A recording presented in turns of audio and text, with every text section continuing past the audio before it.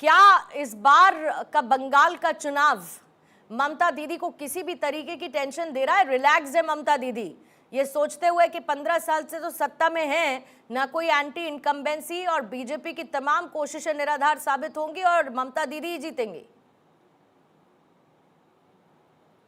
तो लोकसभा का चुनाव नहीं जो है साबित कर दिया था, 18 से 12 पे उतर के आ गए थे। तो जब लोकसभा चुनाव ने ही जो है घंटी बजा दी थी बीजेपी की, तो उसी तरीके से इस बार भी वो 77 से जो है मुश्किल से मेरे ख्याल से 40-50 सीट यहाँ से निकाल पाए तो निकाल ले जाए। जितनी भी हवा बना ले, ऊपरी ऊपरी हवा बना ले, बहुत सारी पोल खुल चुकी है इनकी, क्योंकि सरकार बनने के बाद से इन लोगों ने जिस तरीके से साम दाम दंड भेद हर तरह की कोशिश की है जीतने की, लेकिन वोटर के दिलों में जगह बनाने का काम ममता बनर्जी ने किया है। और वो जो है सिर्फ और सिर्फ हर हाल में लगभग 230 के ऊपर सीट को जीत करके फिर से सरकार बनाएगी। बीजेपी तो कहती है कि वोटर के दिल में जगह नहीं बना रहे हैं आप, वोटर के दिल में दहशत पैदा कर रहे हैं।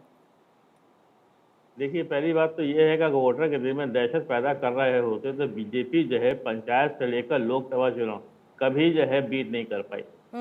कोई भी उपचुनाव हो, कोई भी जो है राज्यसभा लोकसभा का चुनाव हो, कोई भी विधानसभा का चुनाव हो, कोई भी पंचायत का चुनाव हो, बीजेपी केवल हवा बनाती है। और ये हवा उन्होंने 2021 में बनाया था, आपकी बार 200 पार, आपकी बार ऐसा ही आपको लेकर सीपीआई-एम को भी लगता था? नहीं, ये हम लोगों ने जिस तरीके से हम लोगों ने काम किया है, अपने काम के आधार पर और माँ माटी मानुष के आधार पर हम अपनी सीटें हमारी पूरी तरीके से, चाहे FIR हो चाहे चुनाव आयोग पूरी तरह के साथ लगे रहे। जनता जनार्दन, क्योंकि FIR के मुद्दे में भी जो है बहुत ज्यादा नाराजगी है जनता जनार्दनों के बीच में। किस तरीके से अपने लोगों का वोट काट दिया गया। बहुत सारे ऐसे लोग हैं, आधे परिवार का वोट। लोगों में नाराजगी है SIR के मुद्दे पर या घुसपैठियों में नाराजगी है? और घुसपैठियों में नाराजगी है तो TMC में नाराजगी है। घुसपैठिया तो पूरे देश में है, पूरे देश में। जब तो बंगाल को छोड़ दे, पूरे देश में है तो बंगाल को छोड़ दे, पूरे देश में है तो बंगाल में है ना? तो लीजिए, नहीं, बंगाल में है ना संजय जी? नहीं, पूरी तो बात घुसपैठियों से तो तकलीफ उतनी आपको भी होनी चाहिए जितनी बाकी लोगों को है। अरे भगवान, ये दिक्कत ही है, आप लोग पूरी बात ही नहीं सुनती। अरे सर, दिक्कत विक्कत छोड़िए, घुसपैठियों की समस्या है ना बंगाल में भी। मैं घुसपैठ अरे ये तो घुसपैठिए, फिर अगर है, हम कह रहे हैं घुसपैठिए हैं वहां पे, तो ये घुसपैठिए जो है फेलियर किसका है? ये फेलियर जो है सेंट्रल गवर्नमेंट का फेलियर है। इस्तीफा दे, अमित शाह इस्तीफा दे, पहली बात तो।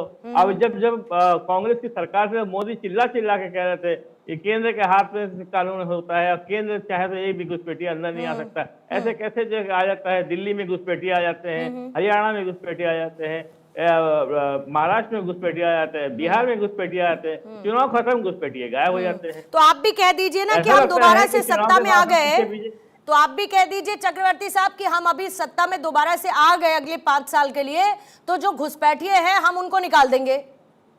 बोलिए, हम जो है किसी के कागजात नहीं बनवाएंगे, हम किसी घुसपैठिए का आधार कार्ड नहीं बनने देंगे, वोटर कार्ड नहीं बनने देंगे, राशन कार्ड नहीं बनने देंगे। हम लोग बनने देते नहीं है, आप प्रूफ करके दिखा दीजिए कि हम लोगों ने बनने दिया है। हाँ, नहीं, मुझे नहीं दिख रहा है, हमको प्रूफ करिए। मुझे नहीं दिख रहा, मैं पार्टी नहीं हूँ, जो पार्टी है उसको दिख रहा है कि आप ही लोग बनवाते हैं, आप ही लोग संरक्षण देते हैं।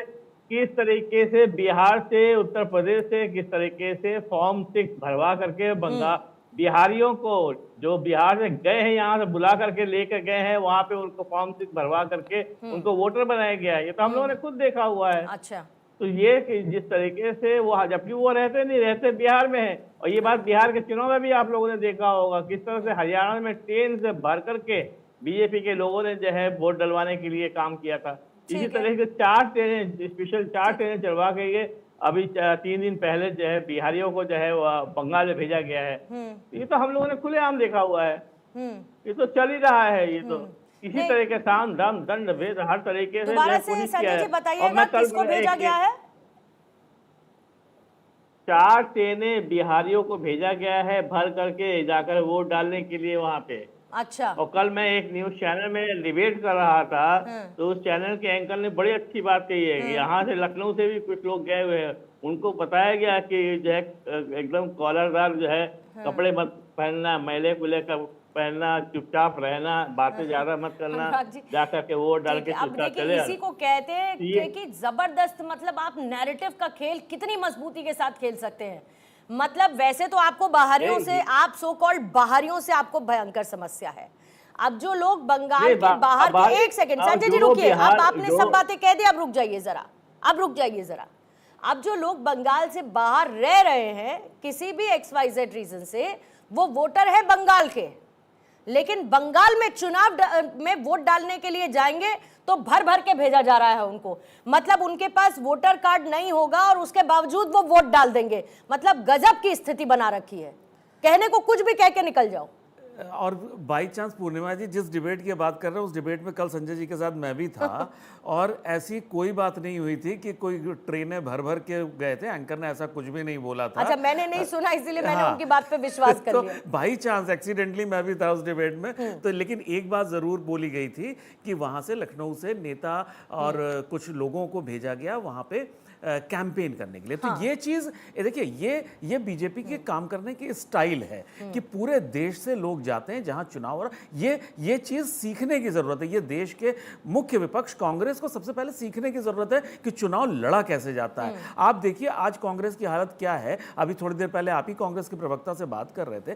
कांग्रेस आज के टाइम में देश में कहीं भी चुनाव हो रहा होता है रस्म अदायगी के लिए, चूंकि वह राष्ट्रीय दल है, चुनाव लड़ना है इसलिए लड़ रहे हैं। अदरवाइज कोई कन्विक्शन नहीं है, कोई जीत का जुनून नहीं है, कोई हार का गम नहीं है, बस चुनाव लड़ने के लिए चुनाव लड़ रहे हैं। तो ये चीज जो बीजेपी से सीखने वाली है कि फुल टाइम प्रोफेशनल राजनीति कैसे करी जाती है, कैसे चुनाव के अलावा भी 5 साल तक जनता से कनेक्ट नहीं, और एक चुनाव खत्म नहीं होता है कि आप दूसरी जगह वहां पर ग्राउंड वर्क के लिए निकल जाते हैं। चंदन घोष साहब, सुना आपने अनुराग जी ने क्या कहा?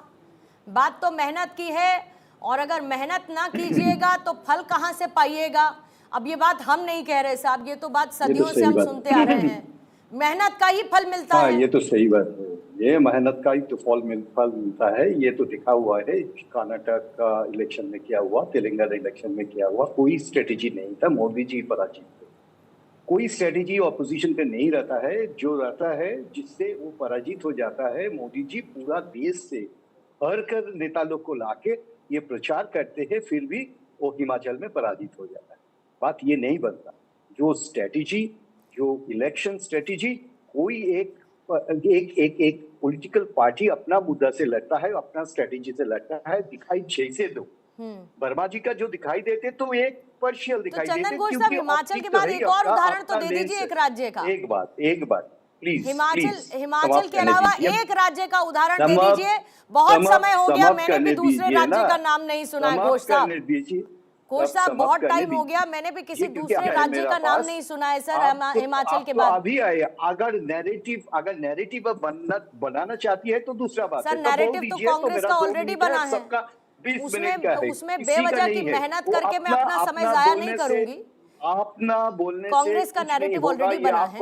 आपने हिमाचल की बात की तो बस मैंने इतना कहा कि हिमाचल के बाद एक राज्य का तो नाम बता दीजिए। पॉइंट ऑफ व्यू लीजिए, अगर नहीं ले सकते तो ये नैरेटिव बना लीजिए। तो आप एक राज्य का नाम दे दीजिए सर हिमाचल के बाद, एक राज्य का नाम दे दीजिए सर हिमाचल के बाद।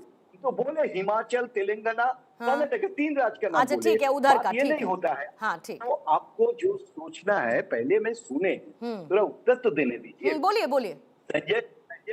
संजय जी का बात सुने हैं, जो घुसपैठिया के बारे में आप बात कर रहे हैं। अभी बंगाल का फर्स्ट डे चुनाव है। अभी ये चुनाव में हम लोग देखने चाहते थे कि इससे सेंट्रल फोर्स को अपना कायम कर सकते हैं, लेकिन बहुत जगह पे हिंसा हो रहा है, बूथ में जैम हो रहा है। जैसे ये एक्सपीरियंस था, ज्यादा सा कुछ चेंज ऐसा नहीं हुआ। हम लोग का उम्मीद था थोड़ा चेंज होगा, इसमें तो हम लोगों का कोई भूमिका नहीं था।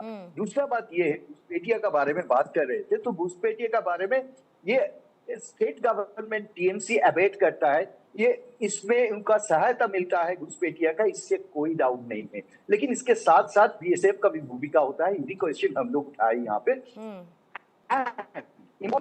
2000 2004 से 2014 तक आप देख लीजिएगा, 9 गुना ज्यादा है 2014 से 2024। इसमें क्या होता है, इससे मालूम पड़ा घुसपैठिया को भेजना ये हम लोगों का काम है, ये फर्ज था, फर्ज है, लेकिन ये इलेक्शन का मुद्दा नहीं बने। तो बात ये बनता है कि इसे आप इलेक्शन ले रहे, आज का दिन आपका सही से इलेक्शन का डिस्कशन करना पड़ेगा। कोई पार्टी का इंटरनल स्ट्रेटेजी क्या होगा, Verma ji outsider please don't intervene, you are ठीक नॉट है। वेलकम। तो मैं ये हमें क्योंकि आप इतना सारे टीएमसी का पास आपके बाद 200 बार 2021 हम लोग नहीं, चंदन जी, मुझे पूरा अधिकार है वेस्ट बंगाल के बारे में बात करने का। मुझे चैनल ने, पूर्णिमा जी ने बुलाया हुआ है वेस्ट बंगाल में बात करने का। मुझे आपसे सर्टिफिकेट की जरूरत नहीं है, मुझे किस स्टेट में बात करनी है। पर ये तो पुरानी आदत है अनुराग जी, अब तो इसका बुरा मानना भी बंद कर देना चाहिए। आप ये देखिए, क्योंकि वो अपनी स्ट्रैटेजी के बारे में, घोष साहब एक सेकंड, बात ये है कि आप लोग दरअसल अपनी स्ट्रैटेजी के बारे में जीरो बात करते हैं। और क्योंकि अनुराग जी आउटसाइडर है, मतलब आपकी पार्टी के नहीं है। घोष साहब, अनुराग जी आपकी पार्टी के नहीं है, ये बात बिल्कुल ठीक है, लेकिन आप तो कांग्रेस पार्टी के प्रवक्ता हैं, तो अगर कांग्रेस की स्ट्रैटेजी पर थोड़ा सा एनलाइटन करते हम सब लोगों को, तो अच्छा लगता कि कांग्रेस की क्या तैयारी है। ठीक है, घोष साहब एक ब्रेक लेना है मुझे, घोष साहब एक ब्रेक लेना है, इसी नैरेटिव को बिल्टअप किया था आप लोगों ने, संविधान खतरे में है कहकर, इसी नैरेटिव के आधार पर 99 सीट तक आप पहुंच पाए थे। तो कौन नैरेटिव बनाता है और कौन नहीं, इस पर चर्चा बड़ी लंबी चली जाएगी।